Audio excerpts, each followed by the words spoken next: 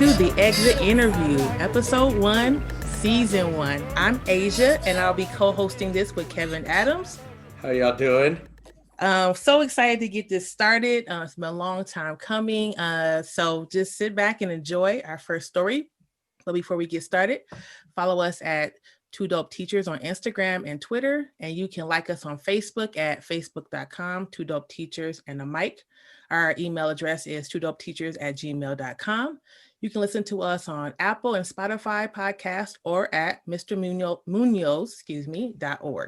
If you do listen to us on Apple, please leave us a 5-star rating and review, please. It really does help others find us and get our content. Finally, if you want to support us financially, which we always love, podcasting isn't free. Head over to patreon.com/2dopeteachers where you can become a Patreon for just $5 a month, and you all can spare $5 a month. The next 5 $15 patrons will receive a copy of Cornelius Minor's incredible book, We Got This. All right, let's go ahead and get started. All right, so Kevin, go ahead. We are here today with our very first interview of the first exit interview.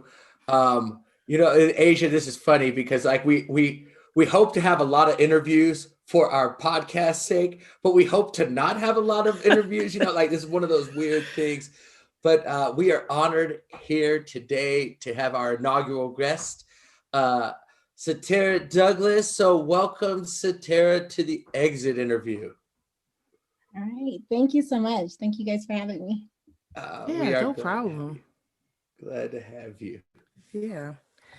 So I guess, our podcast is going to be, and I guess this is good for everyone to know, really based on 3 different themes: telling your story, your lived experience in the classroom, the last straw, if you will. Then also how it affected your family, what you were going through in education, and then what you're doing now. We know that a lot of folks think about leaving the classroom, but don't know the direction they should go in or what people are doing once they leave the classroom. So, go ahead and take it away, and we'll just kind of jump in as we see fit. All right. So again, my name is Sataira Douglas. I am still actually currently a teacher in Denver Public Schools. And I started in Cherry Creek back in 2011, 2010, some odd number like that. But what drove me to be an educator is my mom has a passion for education. And so that's what she wanted to be, was an educator. And she was not able to be for whatever reason. And so I think she instilled this love for education. Therefore, I went to school for education. I have 2 degrees in it. And as a teacher, what I enjoy the most is I really enjoy teaching kids, but also giving them a different perspective, right? Like I think traditionally teaching is done by white women, right? Mm-hmm. We know that. Mm-hmm. And white women have a different perspective than I would say most minorities in how we address life, how we handle life, the challenges we face. So when I go into the classroom, I like to make sure that I am speaking to my kids in a language that speaks to them. One that they recognize, one that's familiar. I pride myself on telling them stories about my personal life. Growing up, K through 12, I don't remember knowing much about my teachers. I actually remember thinking that they lived at the school. I remember that, which is kind of sad, and shows you how naive I was. But I remember thinking that, and so I pride myself on making sure my kids know that I have a life outside of teaching, and that it mirrors most of my kids' life, especially my minority kids. It mirrors their life, right? I have a sister and a mom who I care for and need. Sure. And so I really try to make sure my kids see that. I also try to make sure for my minority kids that they kind of get that structure that we need. I remember my first teacher who wasn't always trying to be nice and smile. I remember the first teacher who actually showed me what life was going to be like, and what journey and hurdles I would go through. Of course, they didn't teach me every little hurdle, but they gave me a perspective of that it wasn't going to be a cookie cutter hand to me life. Mm-hmm. I try to make sure my minority kids get that as well, that I love you, but love isn't always giving you what you need, or not giving you what you need, giving you what you want. Yeah. love is not always that. Love is also giving you what you need and what you don't even know you're going to need. Yep. And so that's just been my education. Myself as a teacher, I worked in Cherry Creek for about, I don't know, 4 years, something like that, maybe 3. I don't know. Honestly, can't remember. And in Cherry Creek as a teacher, I worked all over the district. I should say that I worked in the east part of the district, where that's like the ugly baby side of Cherry Creek. I hate to say that, but like Overland and all that good stuff, where they really are in Cherry Creek, but no one really claims them as Cherry Creek, unfortunately. So I've worked on that side. I'm sorry to pause you. Can you talk more about that for people, audience members who don't know the district or don't know anything about our state? Yeah. So Cherry Creek is one of the best. I will give them that. It's one of the best districts in Colorado, and a lot of people want their kids there, right? Like I own a rental property there, and it's never without tenants because people want their kids in Cherry Creek, no matter what part of the district. It's a pretty big district. I don't know exactly size, but it covers Aurora, a little bit of Denver. I don't know, the suburbs. It's definitely the suburbs of districts. And then, so for most people who think of Cherry Creek, it's a very white district. Very, very white. However, they have little pockets, and even now more so, they're growing little pockets of diversity. And so when I say the east, I think it's the east side of the district. I'm pretty sure it's the east side of the district. That's in Aurora. It's like I-225 and going, let me think of my directions. Let's see, I think going west towards the mountains, I believe. Going west. Yep. Good. Okay, so it's going west. There's a whole bunch of schools, and these schools are now minority majority schools. So they're nothing but minorities in these schools. They have a high population of immigrants. They have, Black and brown students, a lot of English language learners live over there. And so the reason why I said that it's like the part of the district, it's like it's little ugly babies, because everyone knows it's a part of Cherry Creek, but it's not the part that Cherry Creek glows about, right? Like, I don't think Cherry Creek works twice as hard to make sure that that part of the district is getting the same resources, the same accolades, the same best of the best teachers as the part where, I don't know what part of the district it is, but like Cherry Creek High School, where John Elway's son went. Yep. So like, it's very different. That part also has like a high turnover rate. So that's why I say it's the ugly baby. Like, it's the part of the district where if they could probably get rid of a part of the district, they would sell those schools and give them to either Aurora Public Schools or Denver Public Schools. So that's what I mean by that. And it's different. I will say, like, it's probably the part of the district I enjoyed the most because it's the most minority heavy. You have a lot of working families over there. A lot of the families over there, so if you don't know much about Cherry Creek, there are families who can donate salaries in Cherry Creek, right? So they can donate paraprofessional salaries or teacher salaries. But in that side of the district, it's not so much the case, right? Like, those are working families. And even if they could, like, who says I have to donate to a district I already pay taxes to? Like, I don't even know why that makes sense. Why I'm going to pay for a teacher when I already pay taxes. Like, I think I've done my part. And so that's what I mean by that part of the district. And then, do you want more? Is that good? No, that makes sense. Go ahead with your story. All right. Yeah. And so then, thank you. Of course. And so then the other part of the district that I worked in is like, it's the newer part of the district. So it's past like E470. So that's a very, very white part of the district, right? That's where people are donating. I remember when I first started at the school out there, they had donated 14,000, I don't know, a lot of money. Let's just say it was just too much to understand why people were able to just donate this much. And again, I'm coming from the perspective of, one, my mom was not rich when I went to school.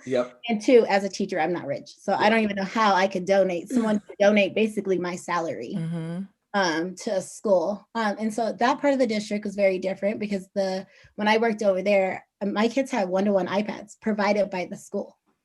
Not themselves. And this is before remote learning, before all this pandemic stuff. This was wow. This school started, I think it opened, I worked there in 2013, so it opened in 2012. And so one of the big pushes because it's an elementary school. So they were taking them from this well-known elementary school that was getting the greatest of the greatest scores. They loved their principal. It was a really good school. And so in order to split this community and put them in a new school, they promised them that they would give them one-to-one iPads. I see. Yeah. Third through fifth grade, our kids had one-to-one iPads. So as a teacher, I had Apple TV, and this is back in 2013. I was teaching on Apple TV. I was teaching on iPads. I was sending homework via iPads. Wow. Whereas in the other part of the district, we were using notebooks, I think. Who's to say we even had every curriculum we needed, or Sure. copies of curriculums. It was just very different. Yep. So yeah, I've worked in all parts of the district, and the reason why I left Cherry Creek, for several reasons. I ended up leaving. So in 2013, to give a little perspective, 2012, I was working for a principal who I really liked, and he decided to take a job in another school in the district. But I decided to stay because that was just my new comfort zone or whatever. However, you've worked in Asia, you've worked in Cherry Creek. So in Cherry Creek, they do walkthroughs, right? Building walkthroughs where they all these people come in, community members come in. And so that year I had a principal come in from the school that had iPads, and she liked what she's seen. And so she literally recruited me, which is against Cherry Creek's policy. Recruited me to wow. Yeah. And like, I even remember, like, they pulled me out of class, had me talk to her right then and there. She told me that if I had taken the interview, it was automatically my job. So it was definitely like recruiting. I definitely was like a comfort place walking into it. And I'll be transparent that I definitely didn't feel good about it. Like, it felt good to be recruited, right? Like, that's a wonderful feeling that someone wants you. And not only do they want you, like, at the time before I even took in the interview, I had met parents who met me at my current job who were saying, oh, like, you're that new teacher we want, like, the community is asking for you. So it was like, not even just like her, she was talking to her colleagues, the teachers were talking to me, parents were talking to me. So it was definitely like, hey, we want you, you should come. You were the number one draft pick. Right. Yeah, you were the number one draft pick. And it sounded like it, right? Yeah, and it was clear and it felt good. But even though it felt good, like, I remember at the time telling my friends, like, oh my gosh, like, something does not sit well about this. Someone is selling, like, even the devil can sell. I remember saying this, and I don't even know where this came from. I was like, the devil can sell hell as heaven as long as they put a good spin on it. And I remember saying that all the time. Well, it went against my tuition. I still took the job and started out there. And within that first month, I knew I should have never took that job. Because she had positioned me on a team with two other teachers. One, I was the teacher with most experience, and that's not a problem, but she had positioned me to be on that team because she wanted me to be the, like, person who compromised between them. They were very strong personalities. Oh, wow. And so she had even told me, like, they both want their way, but you could be the person who, like, is in the middle. And at first I thought, like, no big deal, right? Like, I'm kind of like copacetic, like, it can't be that bad. And also when she recruited me, she thought I was going to get along with teammate A, and that we were going to be best friends. And in reality, I thought I was going to be cool with her too, but that's not how it worked out. And so by that first month, like, one, she didn't help me set up my classroom. She never came and checked on me. Not that I need any of those things, but I think that speaks volumes when someone comes to your school and they're in your community for the first year, that you don't feel like you have to do any of that. And so the first time we ran into a problem was during one of our, like, PLCs, so professional learning communities. Yeah. Okay. Yeah. Thank you. I'm like, all the acronyms. Right, exactly. And they're very different from district. So we had got it. The first time we had a real problem is I had like a little coach, and she was leading the meeting, but we were talking about the achievement gap. And so I just want to give background. Like, the one thing I did do in college is I was a McNair scholar, and I researched the achievement gap and whether teachers were prepared to teach. I think I called them ethnically, racially, and culturally diverse learners, right? So if I don't speak up about anything, this is the one thing I'm gonna speak up about. Like, and so the lady was basically saying that, like, we needed to come up with a plan for how we were going to address our achievement gap. And more or less, the kids that we were going to target, they had to be minorities. Now, again, I just told you, I worked at a very, very white school. Like there was 100 plus because. Yes. And I think minorities made up maybe 1% of that. Yes. Yes. Maybe 2 max. Like let's give them 2%. Yep.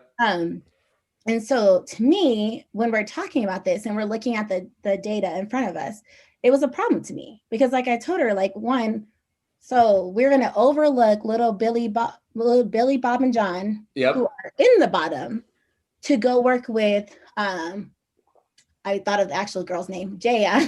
That's not her name, but Jaya, to go work with Jaya because she's Black. And I'm like, well, why does she need that? Like, why saying she needs it, right? And then we're like, well, then that's when all the stereotypical thing comes out. Like, well, 2-parent households. And I'm like, first of all, cut the crap. Every last kid out here has 2-parent households. And the one I know who doesn't is in a white family. So like, let's not even play. And so she was like persistent on me. And so we actually departmentalized, and I shouldn't say departmentalized. We did departmentalize, but we also taught by, what is that called? Cohorting or keeping like low, medium, high. Yep. Oh, tracking. Tracking. Yeah, thank you. So that's how we taught, and I taught the high kids. And so I'm like, why am I focusing? Like my kids don't need no focus on. If they made it to my group, then like they don't need focusing on. And even if they do, I should truly pick the kids at the bottom. I should not go pick the kid who's the second highest kid up in based on data because he's Black, right? Yeah. Especially because there was nothing alarming about the students. It'd be different if like the kid was coming from a troubled home or their parents are in the middle of divorce or XYZ, then it could be like, okay, let's make sure he stays in that position. Yeah, sure. But so like that was our first like little battle. So that coach took it back to the principal and the principal was like, oh, no. And I think I actually told her, I said like, when you want to talk about the achievement gap, because that's when the coach who was Hispanic, but white presenting and definitely white acting, thought she was going to school me on the achievement gap. She was like, well, this is why we're doing it, like, because even at the best of the best schools, these kids aren't doing well. And I'm like, cool, boo. I understand when achievement gap happens, but achievement gap, if you want to talk about this study, like you need to compare apple to apples. These achievement, like the studies you're quoting and the schools you're citing, are schools in very different areas than ours. Like we are talking about kids who have resources. I taught kids who had tutoring after school or got pulled out of school to get. So you are comparing little Johnny and DPS who isn't getting any of those wraparound services. And it wasn't even that I couldn't back down on it. It just did not make sense. To me, we were creating another stereotype that because these kids were minorities in an all-white school, they had to be the ones who were not doing well, even though the data did not align with that. And so, so that the whole conversation eventually got brought back to the principal. And after that, like when I say microaggressions were real, they are real. And not even microaggressions, like that lady, the one thing I can give her respect to her is when she challenged you and made you feel like you weren't nothing and belittled you, she didn't back down. Like she would have done it in front of everyone. Like there was times she called me out in front of my teammates. There's times that she had me in office crying, belittling me, then sent me home to drive 45 minutes. And parents seen it and she didn't care. Like that's the one thing I would give her, because I have a lot of administrators who will do microaggressions, little jabs, and then act like they never did it. Sure. She stood on it. She was like, no, I said what I said. You weren't blah, blah, blah, blah, blah. And it just got worse and worse. So like after that, I could do no wrong. So after that, because obviously like when you get yelled at, even though like they told me like in Cherry Creek, in general in education, they promote like, be honest, let's talk about equity, right? Like that whole beyond our own diversity training. That's right. The staff. And so I'm like, don't tell us to take this training. Don't tell me to come up authentically. And the one time I say something that doesn't align with what you believe, you're going to now come after me. 100%. And so like everything just happened. So then with colleagues, I had one colleague at that same school who told me that, on my team, who told me I needed to work twice as hard as they did, because she was married and wanting to have a kid, or she was married and trying to have a kid. And the other lady was married and had kids. but I need to work twice as hard. Now, I remind you, now I'm not against working twice as hard, Yep. but I had the most experience in the grade level. I also had 2 degrees. So why would I be working twice as hard as anybody? What made her say that? Like, in what situation, what scenario did this come up? I have no clue. We had so many conversations. I have no clue. But, and honestly, I would tell you just the audacity, like, because she thought she could say that, and she knew she could. Like, in that circumstance, she knew she could say that to me. And if I went back to the principal, what would the principal do? Agree with her? Like, yeah, well, there's some truth to that. Like, you're the single one, right? Oh, wow. Okay, so it was based off the fact that you were single. Single, right? I was single and I didn't have any kids. But regardless, I don't care if I was the only one who could afford to fly to Paris every year. You're not going to tell me I work harder when there's a pay scale that determines how we work, and we're all equal. So just, I mean, a lot of little things. I honestly, if I could go back and name every microaggression she did, but I will tell you, by September, maybe October of that year, I had already decided I was going to quit. I was like, I'm done. Because what I will tell you as a person is I had either I was 25 or 24. I was a couple months shy of graduating with a master's. I had purchased my own home, and I was going home, and I literally was staying in my bed. Like, I mean, moping, crying. I was driving to work crying. I still talked to a student from there. She's turning 18. And I remember when you were crying. I remember wipe your face and say, I'm fine, I'm fine.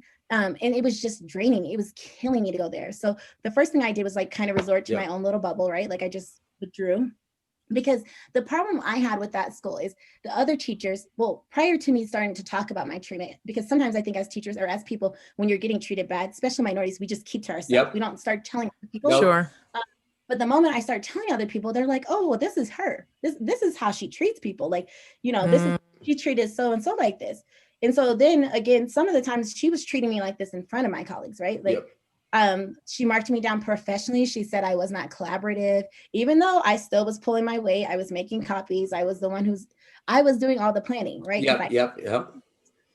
She marked me down on it. And then when I told my colleague, and I was like, hey, like, you don't agree with this. And she was like, no, it's not true. And I was like, well, did she mark you down? Because if we're not effective as a team, then mark us all down, right? Because that's if like collaboration isn't a one person thing. Like I can't make or break the collaboration of a team of 3 people. Yeah, 100%. 100%. So, my teammate was like, oh, I don't really want to say anything. And you're always the one who like, questions things. And I'm like, one, rarely question anything. 2, what is wrong with questioning? Like, what is wrong with saying, explain more, clarify? Isn't those the exact same skills we tell our kids to do? Yeah. Were you the one of or the only BIPOC Black teacher at the school? How many were there? What was that experience? So that's one of the things that sold me on this school is she said like she had a lot of BIPOC teachers, and I can't remember, but I would say there's probably one Black or Hispanic teacher in every grade level. Okay. And then but then I also, it's important to like, now that I think about it, hindsight's 2020, is like knowing what position people have, right? Are they new teachers? Were they there from the beginning? Did they get recruited with you? And then she also mentioned that a lot of the para staff were professional or BIPOC. In like the daycare, the guy who ran the daycare was BIPOC. But then you start to think about it. Well, the majority of the people who are BIPOC don't hold no power, right? Like, sure. Which is very common. Their voices aren't equal. So, but they were there too. And like, that was disheartening too. Like, I just think in general it's disheartening because my colleagues clearly knew how I was being treated, right? Like behind doors, they would come and be like, oh my gosh, I'm so sorry. Like, don't leave, don't leave. And then it's like, no, don't tell me don't leave. Go tell her to stop. Like, wrong that I deserve this type of like treatment. So fast forward, in October, I decided that I wasn't going to keep crying. Like, I was like, okay, you're going to cry, but you're not going to let her see you break you down anymore. And so then I just started going around. Like, I decided, like, I know people in the district. Like, you weren't the only one who was impressed by me. Like, chill out. I'm just going to start going to talk to people who look like me. Sure. How you're treating me, because I wanted advice. And we get the most asinine advice from people who look like me. Some of them would be like, well, just hold your head down. Wow.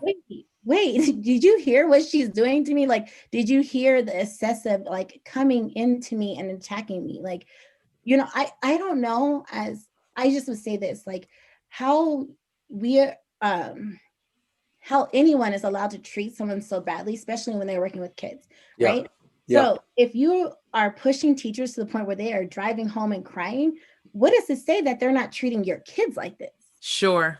Right. And what example are you setting for kids when their teachers are constantly crying in front of them, or their teachers are like, constantly afraid to do things because they're afraid to get ridiculed? Like, what environment are you teaching kids? You're teaching kids. Like, I had this parent at that same school who was asking about the bullying problem. And I just told her, like, if there's bullying at a school, it's a reflection of the staff. That's right. Sure. That's right.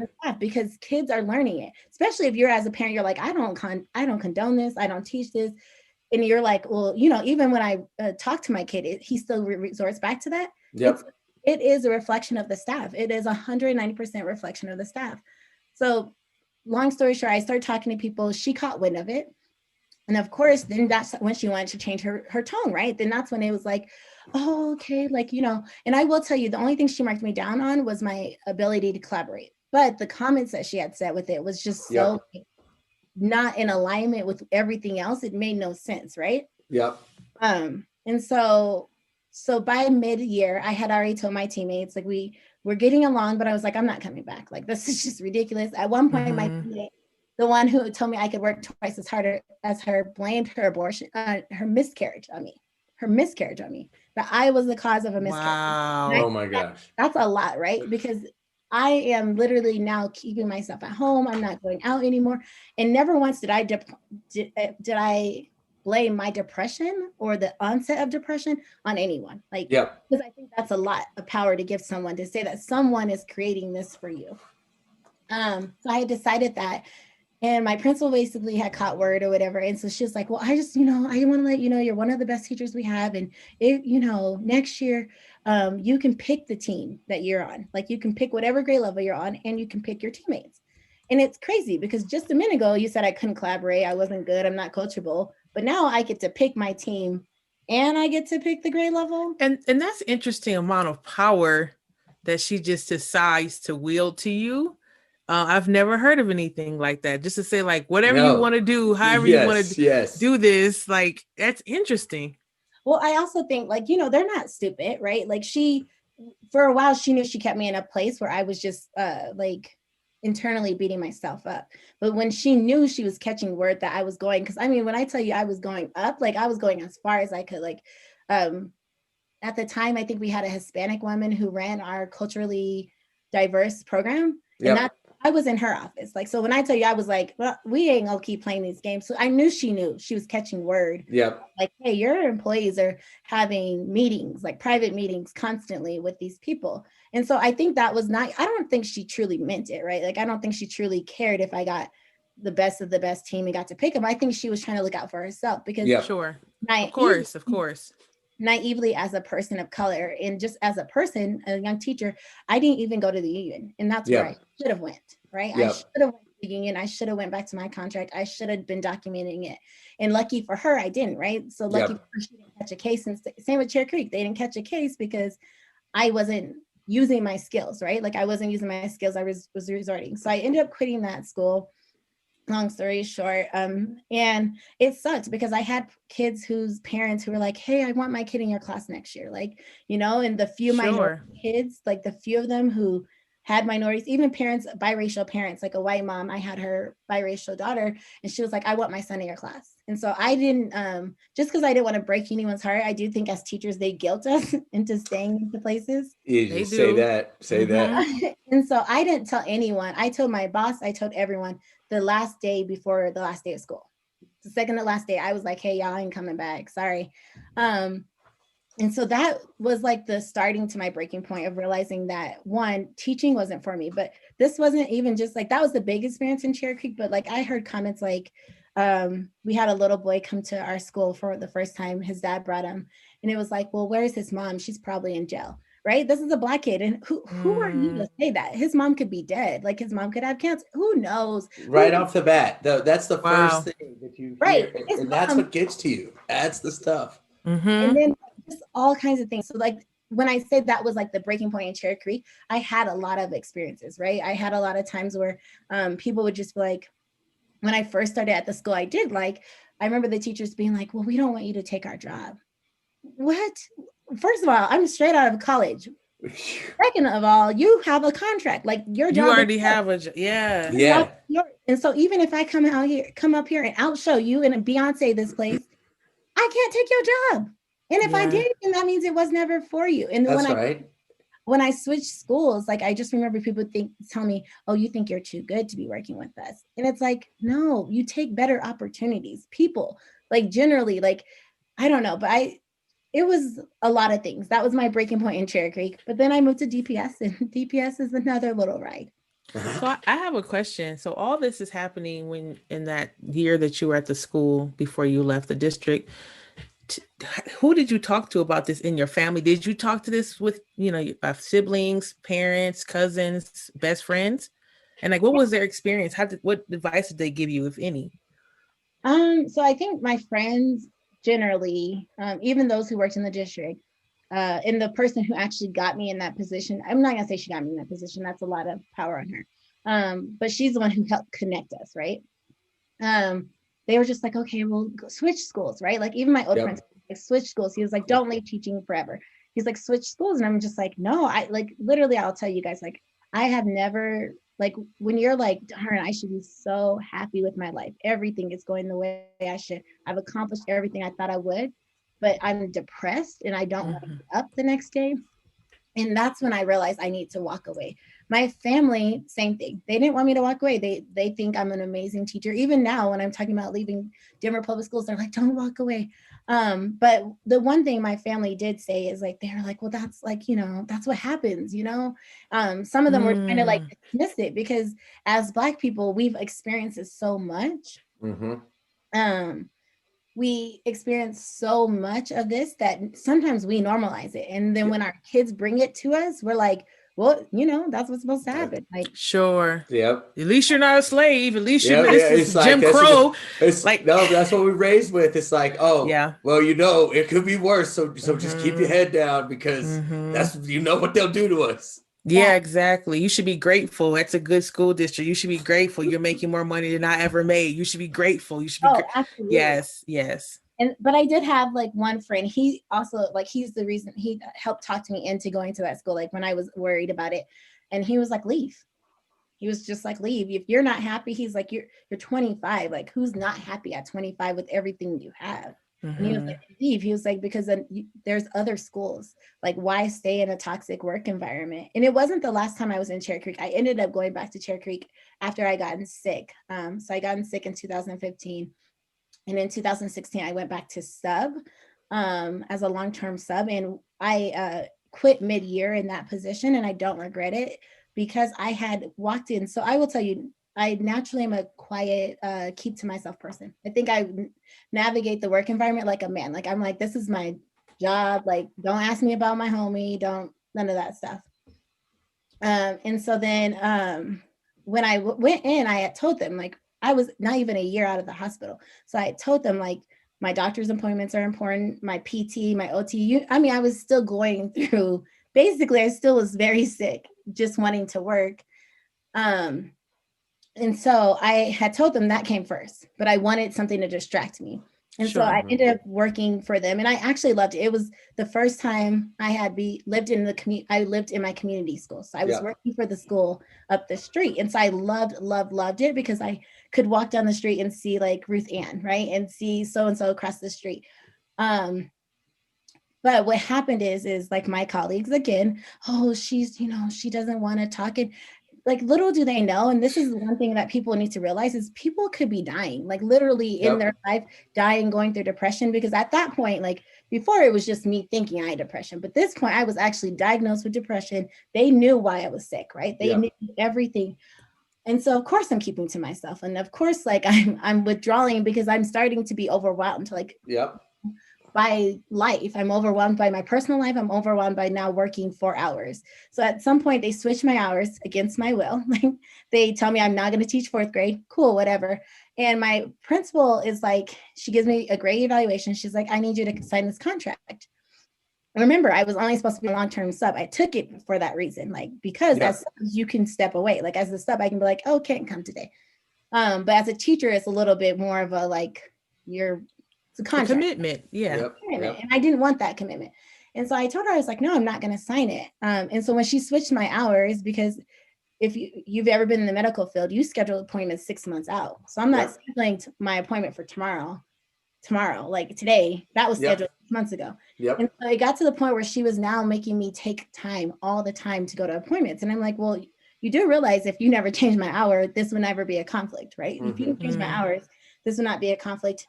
And I remember getting hospitalized, and her reaction to it, and just like her whole tone, and even like the questions I got from my colleagues, like, what makes you so moody? I don't know, maybe the depression pills, but that's not your business. Baby. Yeah. What makes you think? And that's what, as a teacher of color, I don't know why white women feel like they can ask you these things, and why our work environment has made them that comfortable to think they can ask you this in a workplace. And if I bring that up to my boss, because I did bring it up to my boss, one of my bosses was a friend at the time. It was like, well, they're just trying to get to know you. No, you're crossing lines. You're crossing lines. Now, like that would be like me coming to Kevin and asking you about you and your wife's life in your bedroom. Like, no, some things are off limits. It doesn't have to do with my job. And so I ended up quitting after I had got hospitalized, because I was just like, I'm not going to do this. I'm not going to miss appointments, because it was either I missed the appointments or I took the time. Whatever. And so she made these hurdles for me. And so at some point I start missing appointments. So I'm rescheduling. We're talking about like my therapist, my counselor who is dealing with depression, right? Who's helping me stay at this job. Because if she wasn't talking to me before I come to this job, I would have quit a lot sooner. Your physical therapist, you name it. She was making me cancel these appointments. And I got to a point where after I got hospitalized, I was like, no, I don't have to prove anything. I'm not going to make my sister jump through hurdles to call you guys to let you know I've been hospitalized, when you knew, when you asked me to work this position, that's what you were stepping into. So I ended up quitting. And since then, I can't get hired in Cherry Creek. And honestly, now I don't want to go back, because how do you treat your employees like that? Like, but then any other time, right? Like, because districts like to gloat on how they treat people who are sick. They'll gloat like, oh, this one teacher was sick and we did so much for them. And it's like, no, you don't treat all your employees like that. And maybe because I'm a Black person, you didn't think I deserved that, but I did. I deserved grace. I deserved you treating me with respect and respecting boundaries. So that's why I end up leaving Cherry Creek on that moment. Before we go on, I know you talked about you moving over to Denver Public Schools, and we want to definitely hear about that, but we want to take a short break to plug in some information that we need for our podcast. But this has been really, really interesting. So we really appreciate you telling your story and sharing all of this with us as a sub and as a teacher, full-time teacher in multiple schools. And so, and what you're experiencing. So we really appreciate that. And this still isn't the point where you said, I'm completely done with the classroom, right? Or we don't know. We're going to find out the rest of the story.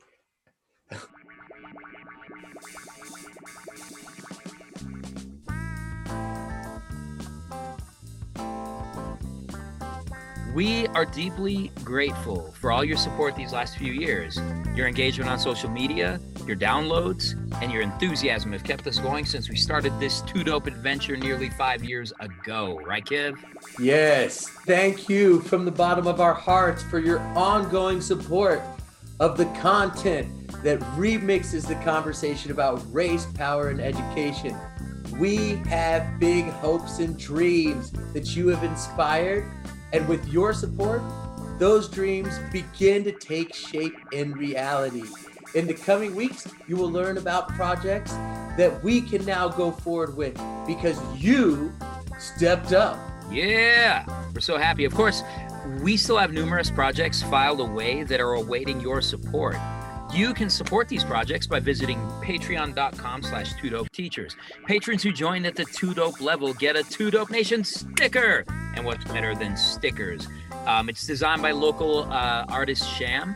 And for a limited time, the next 5 2Dope patrons will get a copy of Cornelius Minor's book, We Got This. What? What a deal. Hey, that is, and it's signed. That's right, and it's signed. Patrons will enjoy special access to us in the form of Ask Me Anything threads, throwback old episodes, occasional Zoom meetings, and sneak previews to upcoming work and public appearances. Our upcoming podcast series, The Exit Interview, featuring the brilliant Asia Lyons, which highlights the stories of Black teachers who were forced out of teaching, is only possible because of our patrons. And I can't wait. I can't wait. It's going to be so dope. So we asked and you responded. We look forward to growing and learning with you. Let's remix this conversation on race, power, and education.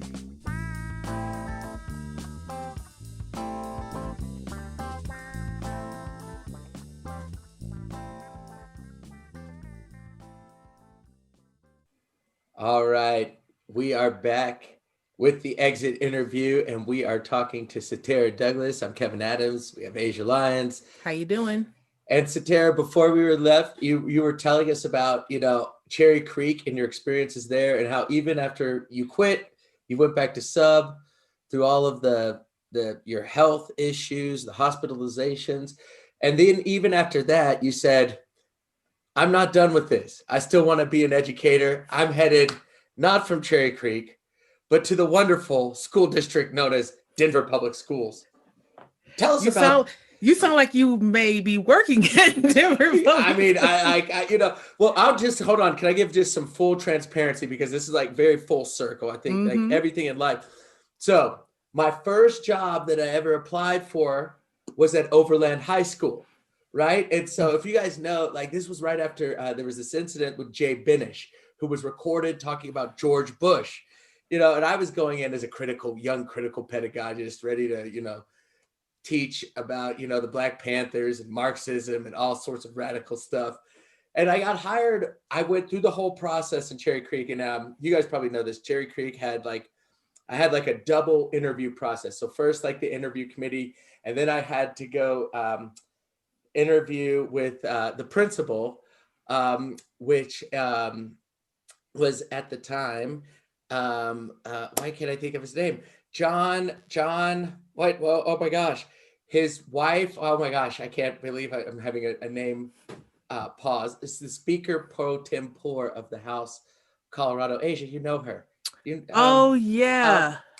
Oh my gosh, why can't I think of it? Okay. Give me a second. You go ahead. Okay, I'll think of it. But anyway, so I get hired by the job. Oh my gosh, it's a friend of the family. I can't believe I can't think of her name or their name.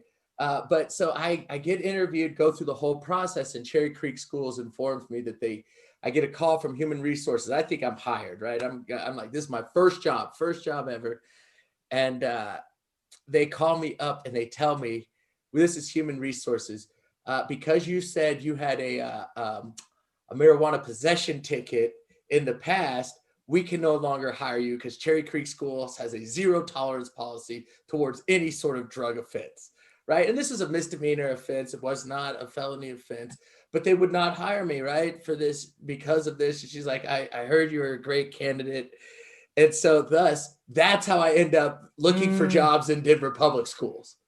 So it's very full circle. So I'm always curious, like, how someone, because to me, like, at that point, I was like, Cherry Creek, that was where I was headed. But then I ended up in Denver, and I've stayed in Denver Public Schools for 15 years, for whatever that means. I don't know what it says about my mental health and stability. But how did you make that transition from Cherry Creek to Denver Public Schools after all of those other experiences that you had? Yeah. So again, like I briefly mentioned, in April of 2015, the year I decided to quit. Oh, can I pause you? John Buckner. There it is. I was just going to say it. All right, John Buckner.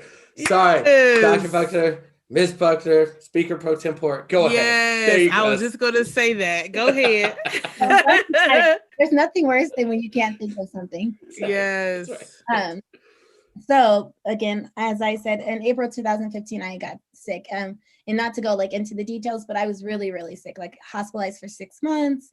And then all the rehab and everything that you deal with afterwards. So I started in Cherry Creek, left Cherry Creek.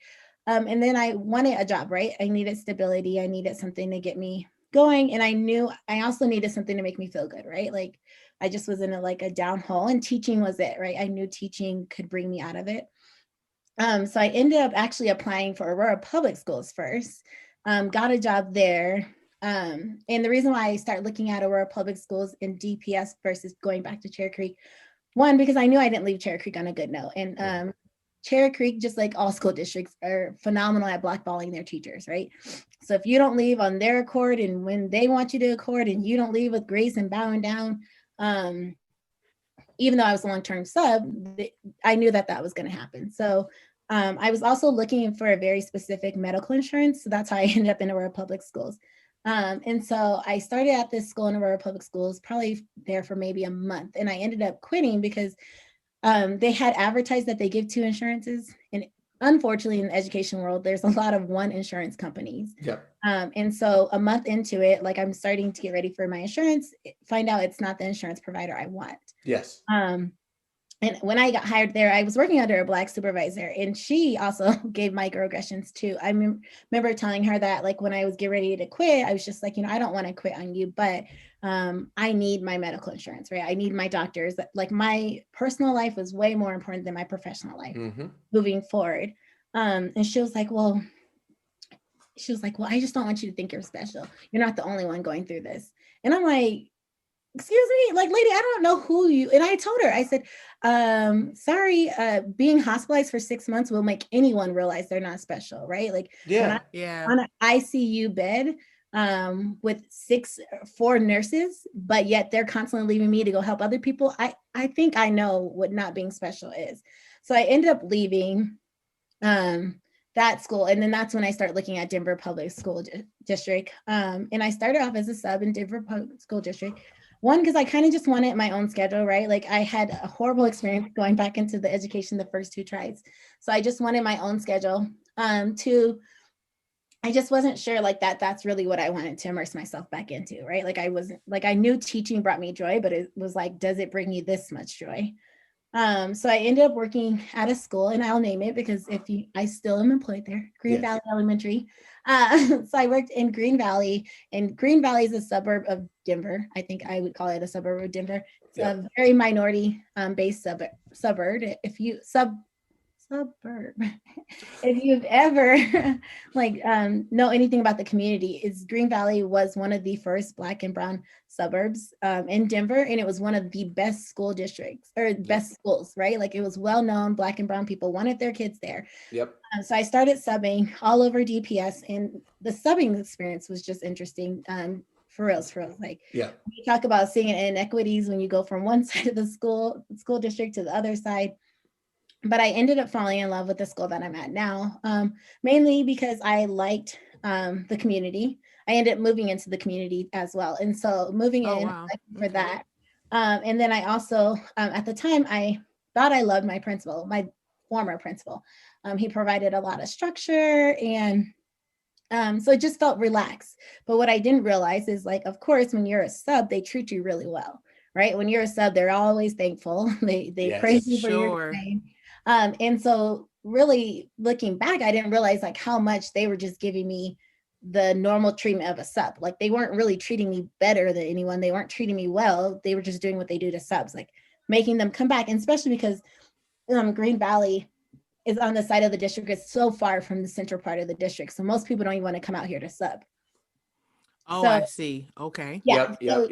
Like, if you find someone who wants to come back, you're going to treat them. It's a high need. Yep. And so then I ended up getting hired as, I think after I started there in November, subbing around the school district.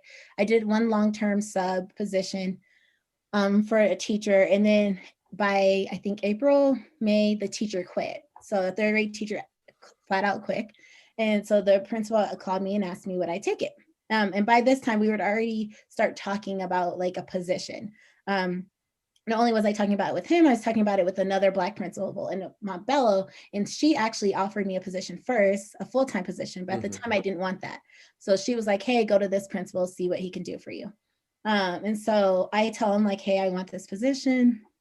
He was like, I don't think I have a part-time, but would you like anything else? And I was like, well, ideally part-time is what I want, but I need a job, so I'll take this position. So I think I had already done the interview before they asked me to do long-term sub. And so I had gotten the 4th grade position. The long-term sub was in 3rd. And this gets me because I just don't understand how you can treat people this way. So I get the 3rd grade position. The lady who runs finances comes to me and says, hey, do you want us to sign a contract? Like, do you want to now like just sign a teacher contract for this 1 month of school and you'll get paid during the summer? And, but contract may require you to stay in 3rd grade. And I'm like, cool. Like, what are you talking about? Do I want to get paid over the summer as a teacher? Do I want to get teacher's salary? Like, yeah, that makes a lot more sense to me. Yep. But the principal was like really gone home on putting me in 4th grade because the 3rd graders who I was working with at the time were very, very rambunctious kids, very, very rambunctious kids. And so he wanted me in 4th grade because they needed a strong teacher in 4th grade. Yeah. So like looping up. Yeah. And so I offered that, right, Asia? I was like, well, can I sign the contract for 3rd grade and then loop up with the kids? Like, sounds like it solves everyone's problem. I get paid, you get to loop up.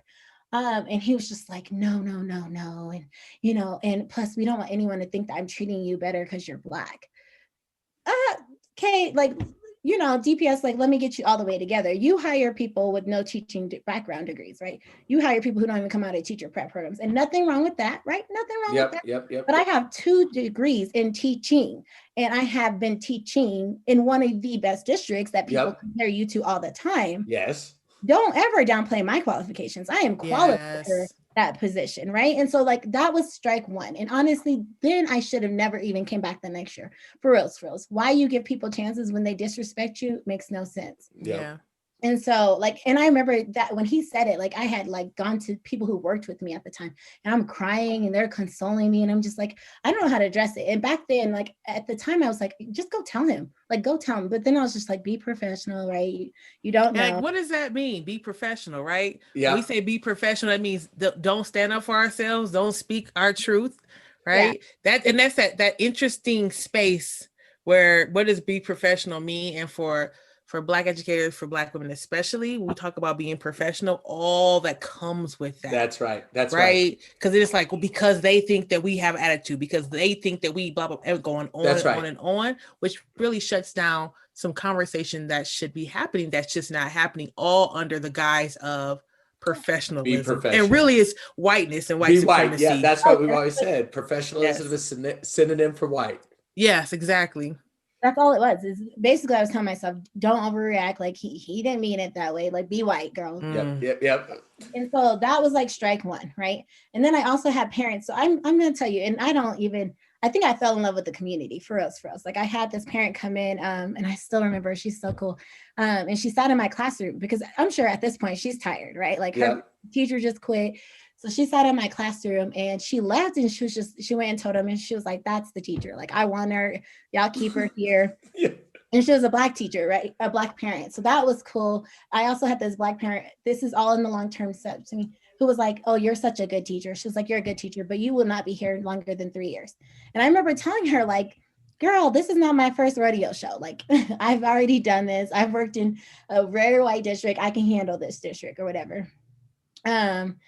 So fast forward, I'm still in the long-term sub position. He says that to me. He did say something else out of pocket. I can't remember what it was, but it was out of pocket. Yep.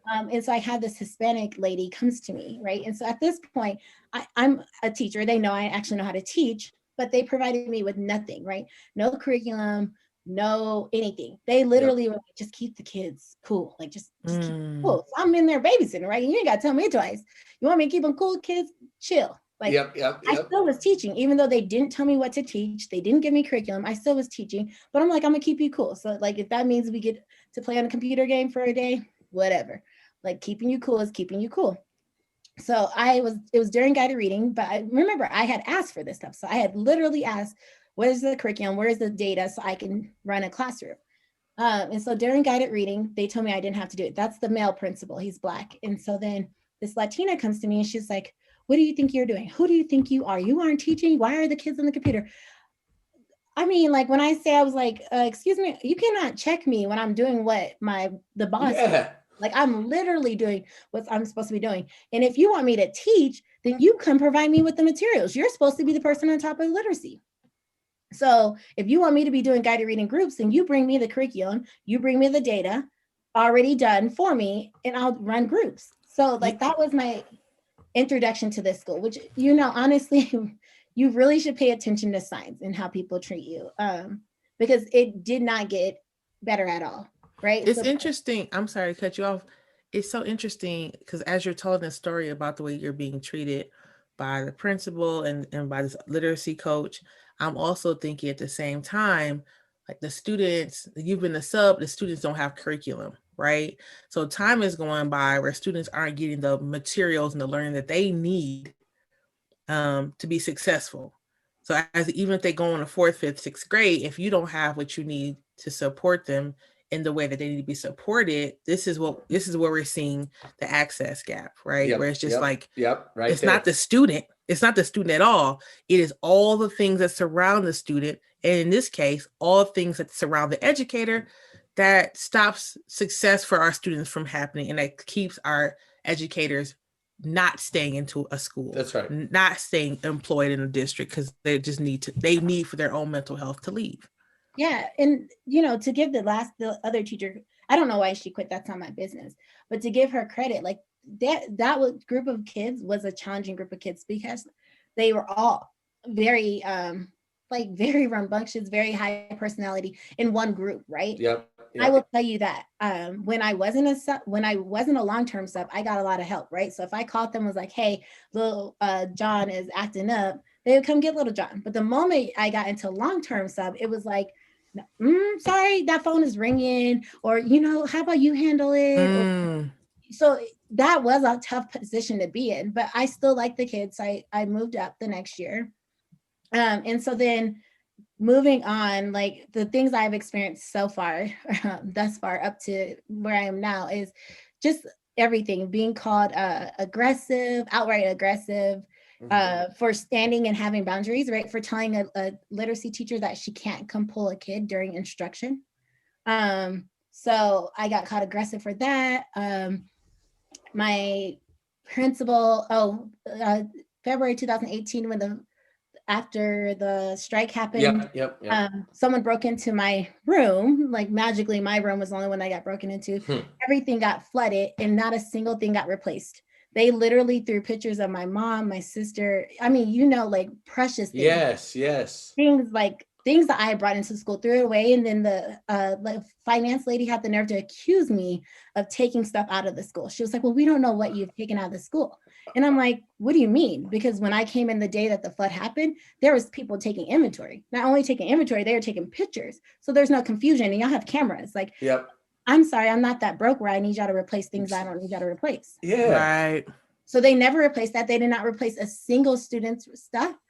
They did not even support me or the other teacher in talking to our kids. So we had kids breaking down because the kids lost all their stuff. They didn't support us with any of that. And I called them on their bluff. I literally did. And I said, you know, if this would have been a white school in DPS, y'all would have replaced all that stuff. It wouldn't have been a question. No one would have asked for donations. Parents wouldn't have to thought twice about it. And you would have brought in someone to talk to these kids about losing their stuff. That's right. So like, I think that's when I started to rub them wrong, right? Because now I'm like teed off or whatever.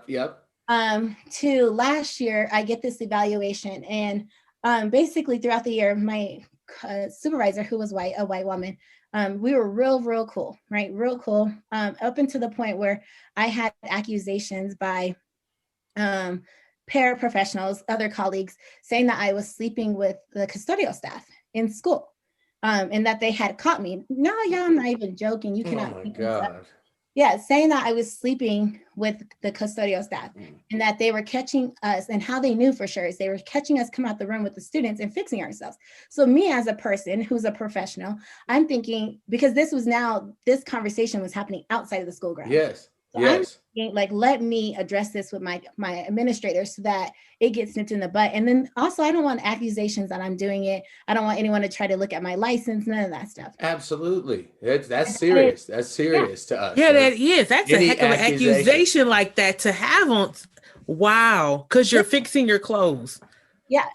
And so then, I bring it to my administrator. I'm embarrassed. I'm like, I hate to tell you this, but this is what's been said. And so he at the first was like, okay, this sounds like harassment. You can handle it. And I'm like, well, I don't want anyone to lose their job, right? Like that's just not the point. But I do think it needs to be clear that professionalism needs to happen, right? Like that's right. You need to address it and tell them it needs to get nipped in the butt, because if a parent catches wind of this rumor, it could be game over for me. Like, and I was like, regardless of whether you want to investigate me, you would have to investigate it, because I'm neglecting children to be having intercourse in a classroom. And so that's when my white supervisor and I like kind of fell out, because I kind of seen the way she was addressing it. So she was like laughing about it, and she's like encouraging me. Like, this is a administrator. She's now the principal of this school. She's encouraging me to antagonize these people. She was like, well, why don't you just go tell them like they just wish they could have him, and like in joking about it. And it's like, no, this is a serious manner. And I literally told her, I said, if I were to do that, because I'm like, I'm petty. You don't know me. I'm super petty. I will do it, right? Like I will be super petty. I said, but if I were to do that, what would have happened is then they would have been bringing it to you, and now I would have been on the defense. That's and right. I would have been explaining myself. And so how they handled the harassment case is they investigated. Well, they didn't even handle a harassment case. They brought in my colleague, who's the one who heard it, and they brought in the other people. But as they're doing this, I'm telling them, like, I am literally feeling the passive aggressive behavior from these 4 girls who are now in trouble, right? I'm feeling the jabs, I'm feeling the looks, I'm feeling the talking behind my back. And I'm like, it's too much. And one of the girls worked in my classroom. And so I'm like, look, I don't want anyone to get in trouble, but what I do want is her to be pulled out of my classroom. I was like, because I can't respect her. There is no respect. Respect has gone out the window when you think you can spread a rumor about me, right? And so at first he was like, okay. And then it came up, I ended up having a HR, and they were like, no, we can't like pull her out of the classroom because of hearsay. Well, y'all would have fired me on some hearsay. Y'all would have investigated me and my license on some hearsay, but you can't pull her out. And I'm like, listen. And they're like, but she serves your students. She serves the students at my direction. So if I say I don't want her serving my students because I tell her what to do, I'm not trying to make it seem like we're boss, but that's how DPS is run. Like the classroom teacher decides how they use the paraprofessional. So if I tell her, I don't want you to work with my kids, then that means that's what I want. Or if I say, look, I want you to work with them, but pull them outside of my classroom so I don't have to see you anymore. And so it went all the way up to HR, and the HR was like, well, it sounds like you want her to get in trouble on hearsay, but you wouldn't want yourself to get in trouble in hearsay. And I'm like, lady, I don't know which you don't get. Like what you're saying doesn't make sense. So move forward. Can I ask a question? Go ahead. I know you mentioned this when you were in the other district, but did you think first of all, I'm just really shocked, and I don't, but also was the union involved in any of this? Had you decided not to utilize the union? What was going on there? So I didn't use the union at the time. Like I didn't join. Okay, so backstory. So in Cherry Creek, the union is tied into the district, right? Like they have an office in the district.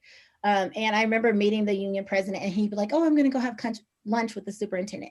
And to me, it was like a conflict of interest, because when I very first started my teaching career, it was in Texas, and the union is like a third party. Like they don't work for the districts. It's truly, and so when I worked in Cherry Creek, I decided I didn't want to be a part of a union, because unions do sometimes work in cahoots with the district, right? No matter how much they say they don't, and I didn't. So when I went into DPS, that's how it started. And so when this had happened, I was having conversations with people. But again, like to me at the time, I was more afraid that they would, because even though like the guy had said, like, we haven't done anything, like, the children are like, no, whatever. There was no evidence found it. I didn't want it to come back and it be a baseless investigation to me, right? Like I didn't want me to have to even go through trying to prove that I'm not doing that in the classroom. So that's part of the reason why I didn't get involved. And I didn't get anyone involved because my principal at the time had made me believe that he was going to handle it, right? And my wish was simple. My wish was that they didn't get in trouble. There was no documentation of this. She was pulled out of my classroom. I literally was like, you can have her continue working with my kids, but let her work in the library. But what happened is they ended up pulling her out of my classroom. But then they said, well, it's because they try to blame it on me. Like they pulled her out 3 months later and was like, well, you requested it. And I'm like, I requested that 3 months ago. So don't play me and say now she's not in my classroom. What I know happened is she mentioned how uncomfortable it was, because it's uncomfortable, right? Like she knows I went and told our boss on her, and I'm not speaking to you. Like there's no need to speak because you crossed that line. And so take the students and go do what you need to do and don't speak, right? So moving forward, so I'm now like, my boss and I, the white woman and I, are now like getting further apart because of how she didn't handle that with professionalism. So now I'm like distancing myself. And so I ended up in January, like I'm having breakdowns, no lie, having breakdowns all the time in the classroom, outside the classroom because of this. Like my family is starting to hear about it. Like they're worried about me. My sister is amazing. I live with my sister, and she's like bringing me food and making me eat because I'm not eating at the house or whatever. And so fast forward to January, I end up, so I'm starting to hear all these things, right? So like now they're accusing me of things. Like they're accusing me, a student of mine, I guess, picked up the phone and hung up, whatever, on the office. And so they call me back and they're like, well, yeah, the office says you do this all the time. Wait, I'm sorry. You cannot make accusations of me. Like, and no, I don't. My students answer the phone. And what do you want me to do? Like, if they hang up on you, they hang up on you. And the little girl, like, it was like a big deal. And like the little girl apologized. She's in tears. I'm like, it's not that serious. She picked up. She said she didn't hear you. You said you didn't hear her. Let it go. So now they're accusing me of like teaching my kids this unprofessional behavior, which makes sense, right? Because everyone else gets the phone call. Because a lot of times when people call, I'm like, tell them I'll call them back. Or, you know, they get a message. So it wouldn't be like, to me, it was like, why would I treat these two people like that, right? Just two people specifically like that. So moving forward in January, I'm now like at the brinks of things. I'm literally, I had already started researching FMLA. And so I'm like, no, just stay here for the kids, right? Because that's what I realized. This job, I had already been hospitalized twice. So where I missed 4 days. And the last 4 days I had missed, my boss had the nerve to question me. And then not only question me, oh, that's what he was doing. He would blast it out to the whole staff. So he would literally put out Sataira Douglas, absent, illness. And I asked, like, I specifically asked, like, I said, hey, like, based on like my history, my medical history, that I've been hospitalized twice in your job, 4 days each time, and come back the next day, like come back on a Monday after getting out of the hospital on a Sunday. I'm like, please just don't put that, because what the last thing I need is someone at my job to ask me about what's going on. Trigger emotions, because that's what happened. So I was hospitalized. A friend of mine who's nice, it was just like, oh, tell me about it. Broke down, right? So at this point, I'm having all these emotions. It's January. And one of the teachers down the hallway, I can hear him. His student is exploding, right? You can hear him. So I step out of my room. I think I had maybe 5 kids. And I like, my kids are right there. I can see them. And I step out and I try to go get this kid to walk down the hall with me. Like, calm down, calm down. Not my job, mind you. Not my job. I can definitely do what the teacher who's in between us does. She ignores it.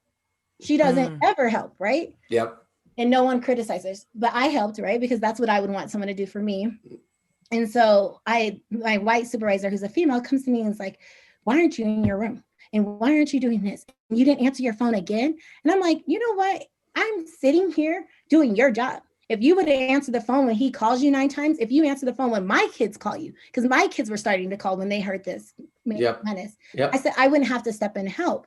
So that day I decided to take up FMLA, which they berated me. Like I asked again for them not to put it out. They put it out. I mean, I had colleagues, I'm taking FMLA, and the FMLA order was for depression, anxiety, and something else. I can't remember.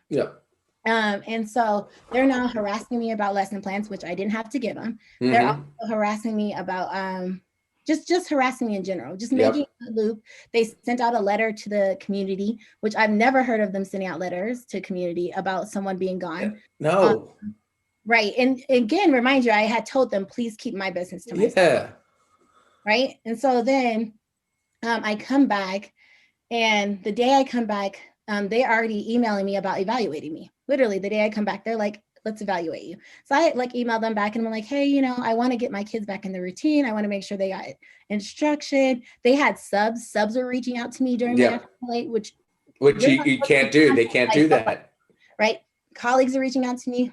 And so I'm calling the HR office and I'm saying like, you guys need to get this under control because you're breaching your like you can't do this. No one can be calling me or whatever. And so she comes in, they evaluate me, or she gives me my mid-year. I mean, when you tell me I went from with a Black supervisor, I went from being whatever it's called, distinguished and the one below. Now I'm literally approaching and not meets. Oh my gosh. And not meets. So the best thing that happened that year, honestly, last year was COVID. Literally, that was the best thing. Like, because I was already breaking down. My sister was already seeing it again. Like, literally, like she was just like, oh my gosh, this is not healthy. You just went back and work. I'm crying in front of they had me crying in front of the entire staff and kids during fire drills. Like just everything, like, and they know that DPS knows I recorded the conversation. She's calling me out about race and I talk about race too much. And this is DPS, right? Yep. The yes. Equity in the school of majority minorities, but whatever. So move forward, this evaluation went wrong. I got the union involved. So I finally got the union involved about time.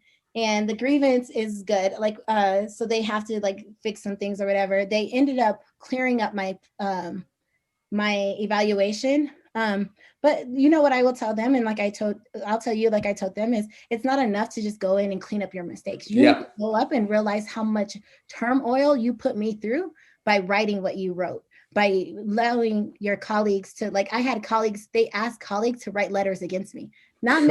Colleagues who did not ever make formal complaints wrote letters against me for my grievance. What were you gonna say, Asia? Can I say, I know this is our first episode. I am curious to know, as we interview more people, how many folks will be so grateful for COVID. Yes, that's what I was thinking too, because I think COVID, like for BIPOC teachers, it was like, thank you. Just let me be away from you. Thank you. Yep. Yeah. I've heard it, like just talking to my friends, and they're like, I just don't have to deal. I don't have to see them. I don't have to hear them. I don't have to jump through the hoops. I don't have to, like, the racial battle fatigue is toned down so much. And it's a shame to say, I thank God or whomever for a pandemic so that I can just be. So I could just kind of just be. So I just wanted to stop for that quick moment to like recognize you are not the first. I do not believe you'll be the first person that we interview or the last. You're the first, but you're not the last to say that. Like, I'm so happy for coronavirus. Yeah. So to wrap it up, like basically the grievance clears up, the evaluation clears up, but that didn't stop like the microaggressions, right? In the middle of the summer, I had someone call Safe to Tell to say that I was bullying adults in meetings that never happened. I also had my supervisor, who's now the principal, she ended up getting the job in DPS. She ended up getting the principalship. And I went in to go get things, to get my stuff from the school or whatever. And I had recommended a book about a book to her, because when we first met that first year or that second year, I had told her, like, because she said, well, I didn't think you were friendly because you didn't smile and you didn't always speak. And I'm like, girl, I'm at my job, right? Yep. Has it ever occurred to you that I'm working? That when I'm walking in these hallways, I got somewhere to go, something to do. And I was like, and don't think people aren't smiling at you. Maybe they don't see you. Maybe they don't have time to do it or whatever. And so I told her, I just had told her at the beginning of the year, so the beginning of last school year, that we weren't going to play the same games that I played with my the year before. You weren't going to call me aggressive. And I said, and if you want to call me aggressive, I'm going to show you aggressive, because that's what you want, right? You want to see someone who's aggressive. And I said, if you dare question my ability to collaborate, I'm going to show you someone who doesn't collaborate, because that's what you need, right? If you're going to, if I'm going above and beyond 24/7, and that's not good enough for you, then I'm going to show you what mediocrity looks like. That's right. Show you what a C teacher looks like. And so we had talked briefly about and I told her, I was like, and every time I code switch, or every time I feel like you're being tone policing or being I'm just schooling her. She, as a principal, y'all, she is now a principal. She was a principal, a resident principal. Yeah. She didn't know what code switching was.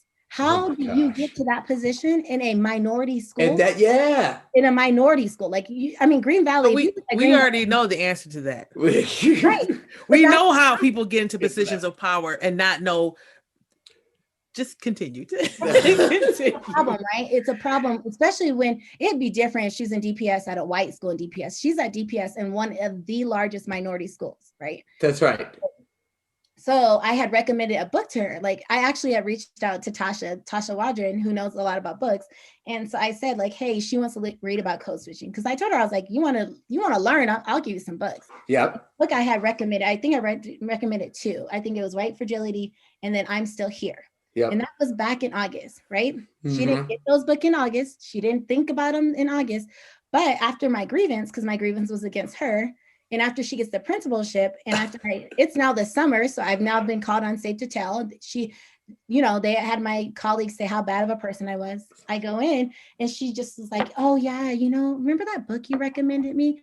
And I'm like, what book? And she's like, the book your sister recommended. And I'm like, you don't know my sister. My sister didn't recommend no books. And I was like, well, was it a professional book? And she was like, yeah. And I was like, definitely not my sister. I was like, what was the book? And she was like, the book, I'm Still Here. And when I tell you that is a jab, like, because remember, she had got the principalship and she wasn't supposed to. Yeah. And the fact that you're going to use a culturally relevant book against me to tell me that you're still here and to bring it up 8 months later is so inappropriate. Mm-hmm. I tell you, that is beyond inappropriate, especially because you work with Black kids, the audacity of you to say that. And you said it after George Floyd died, right? Yep. And that's when DPS released their whole "we love people" statements. And so to me, like I had went to HR, the union had called her out, but they still didn't do nothing about it. Like, how do you not address that with her? And it has gotten progressively worse, right? I can tell you all the things that have happened this year. They have mentioned that they, as white people, can't be in a meeting with a Black parent because they didn't think she would be taking it wrong. But that same Black parent, they thought they might need to call CPS on because the little girl's getting molested. They also, when I asked for a new supervisor because she was white and she was racist, and well, not because she was white, let me not say that because that's awful. Because she was racist, that's why. Yes. And she already showed me her racist past the year before. She told me no, and she literally tells me you can do two things. You can do what you did last year, which is the grievance, or you can go to HR.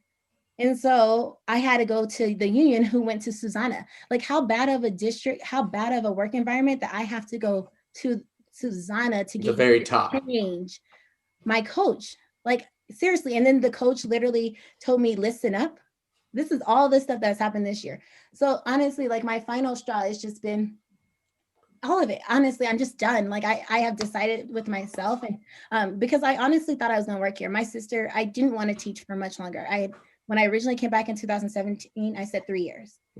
Max. But my sister has a 4-year-old, and my sister's like, please, please, please just stay in school. At an elementary school, right? Like I want her protected, like, because my sister hears the stories. So my sister, like, they've asked for my niece to come. My sister's like, no way can you go to that school unless you're there.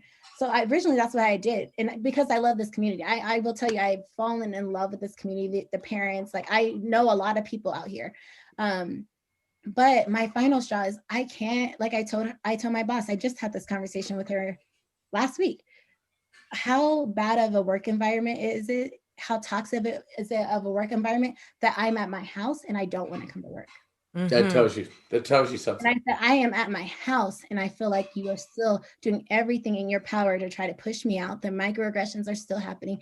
Like they're now ceasing. I have to jump through hurdles to like go to parent meetings and email everyone. And I'm like, and you aren't treating my white staff like this, my white colleagues, because I know I'm the union rep. That's why I became the union rep, right?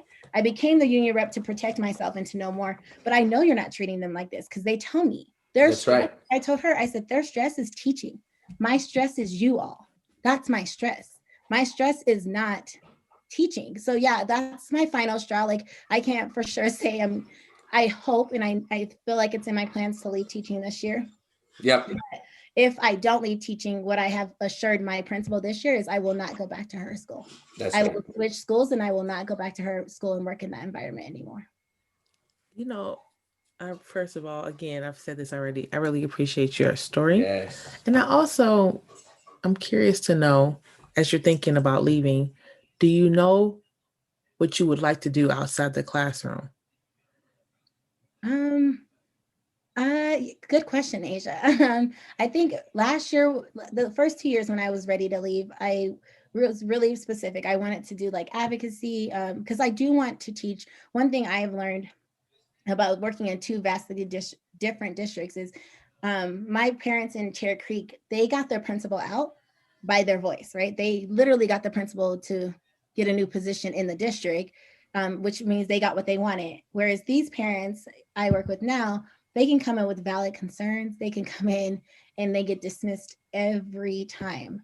And so I wanted to go into advocacy. I really wanted to teach parents out here how to go into schools and own them because they pay for them. So they should own them. They should walk in there like white ladies walk into grocery stores.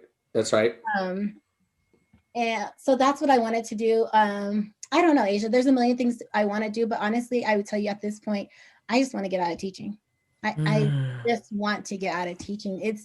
I literally, like I told my boss this year, I can't sit back and watch how you treat BIPOC adults and think that you don't treat our kids the same way, right? Like I have fourth graders who come to me last year and was like, Ms. Douglas, but she's racist. She's only doing this to me. Or even the male principal who's Black. He's only checking me like this, right? And I know it's true, right? And I can't sit back and watch it happen and knowing that I can't break it apart, right? Like, and yes, it sucks because I can be the shield for my kids. But how many times can you take bullets before you realize this isn't what you want to do anymore? That's right. And that this whole time you're telling your story, I keep thinking about the term invisible labor, right? So while you're going through all these things and you're emailing folks and you're going to HR and you're filing things and you're recording conversations and you're going and checking into the hospital or getting supports, all that time, your colleagues, your white colleagues are just going to work. They're going at home. They're going to work and going, hanging right? out at the park, doing yoga, doing whatever it is, right. Walking away at 3:30 and never worried about it until they get back. Exactly. And so you've really taught double the years and you've experienced double the years of trauma. And so I can see and I can hear and feel that like doesn't really matter what I do at this point. But like that mental freedom is what's like, I can only imagine, I don't want to speak on your behalf, but the mental freedom, this ability to just not be there must be so strong. And to not work, the one thing, and Susanna knows this before she left, and I'm kind of vocal at this point. I really don't care what could happen. DPS, there's not a lot they can do. And like I tell my current administration, my former administration, when I leave, I'll be a community member and therefore everyone will find out anything and everything that they want to find out. Like you're lucky right now because I'm being professional, right? Like I'm telling you everything because I work here and they already know, a lot of people know in the community because I've had parents write letters on my behalf. But more importantly, I don't want to work for a district that says they stand for equity, that says they stand for Black excellence and Black Lives Matter, and that have my majority minority students, and yet this is how they're treating their BIPOC teachers. Because for reals, like I tell people all the time, kids are experiencing this all the time. They just don't have the words for it, right? 100%. They can't say tone policing, microaggressions. And even when they do, because I've had very articulate students who tell me what was happening, no one believes them, right? Like even when I have gone to parents and say like, hey, you might want to come into the school, like this is what's happening. And when parents do, so either you have parents who don't believe or you have parents who come in, and our system has now managed a way to minimize our parents' voices, right? Yep. Either minimize them in the school, or we do what I've seen being done. We give them ultimatums. You either stay here and shut up your kid to that school. That's right. So I just don't want to work a part of that. I don't want to work in a district where I tell my parents all the time, I have a kid who lives 5 houses down from me. And I tell her parent all the time, I would not bring my kid to the school I teach at.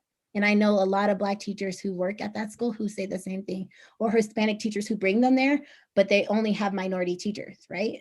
They only have Hispanic teachers. And so I just can't continue to do this, right? Like I don't want to say like to my kids, as I tell them all the time, like be authentically yourself. Question systems, question myself, call me out when I'm doing wrong, but know that they are getting reprimanded all the time in a school situation, right? Like I'll just give you this little thing. I had a student, so I pride myself, my name is Sataira, right? So I pride myself on saying kids' names the right way. Yep. Because for so long as a kid going through K through 12, people said my name wrong. Yep. And I used to suck it up and be like, oh, well, it sounded like my name. Yep. But I told my kids, like, that's not going to happen. When you're in my class, I don't care how many times you have to tell me, Miss Douglas, you said Asia wrong. You will say it this way. That's right. So I had a student, her name is very complex. I'm just going to say Asia, just to go with not saying her name. Yeah. So her name is Asia, and the librarian had called her Aja. And so, and Asia, I'm starting to say her real name.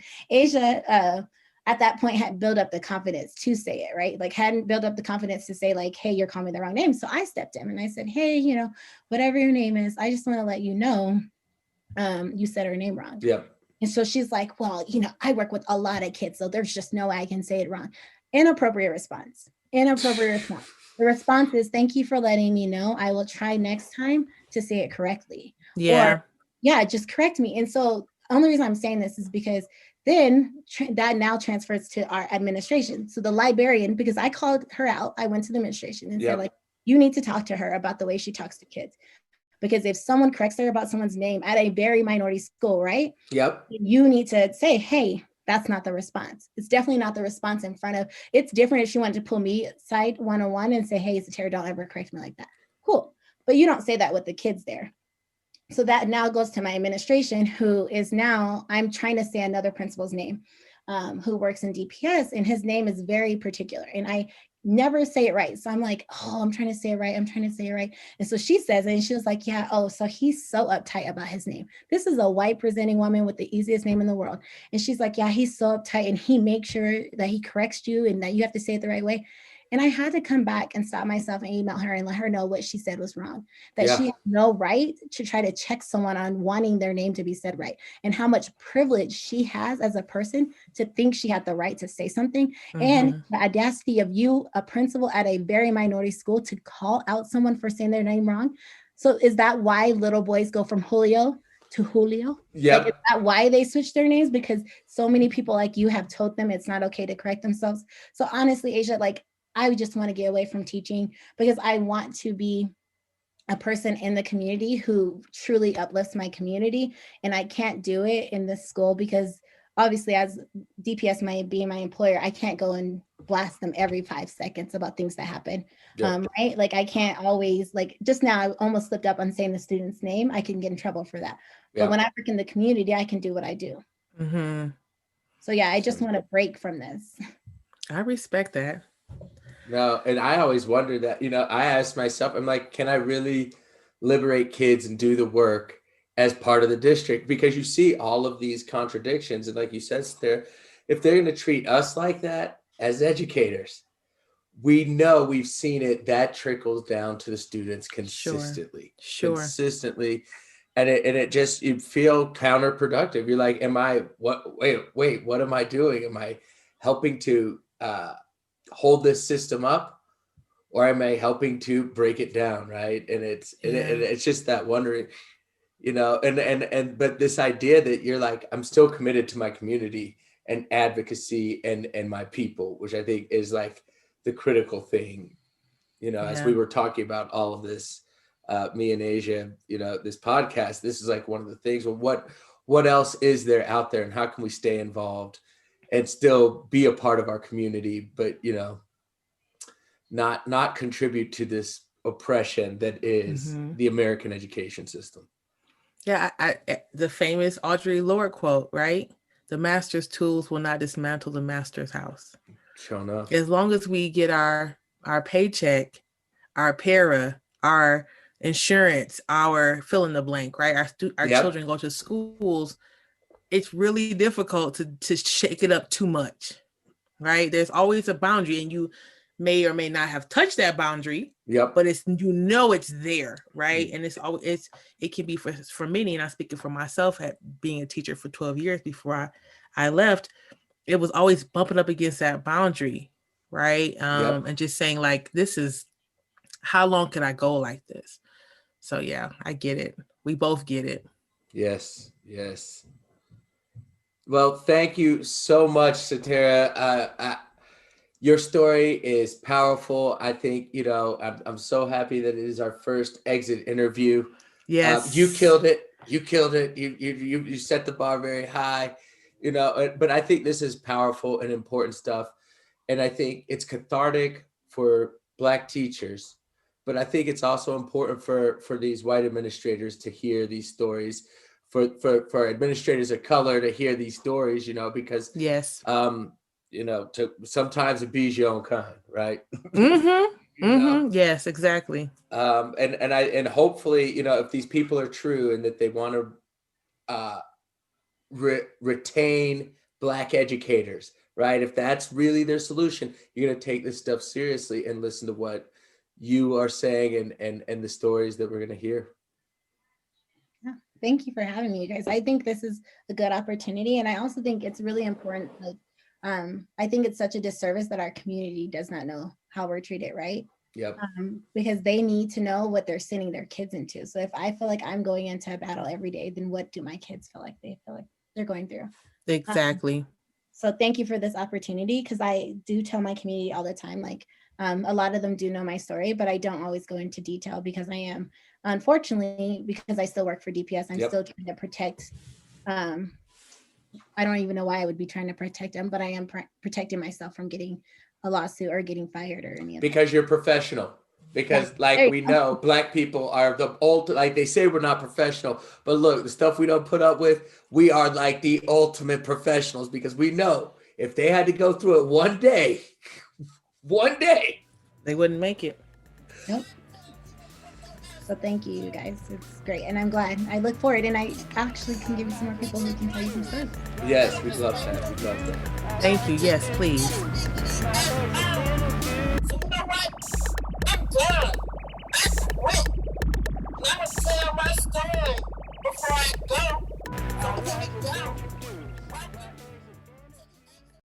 As a student, how many Black teachers did you have?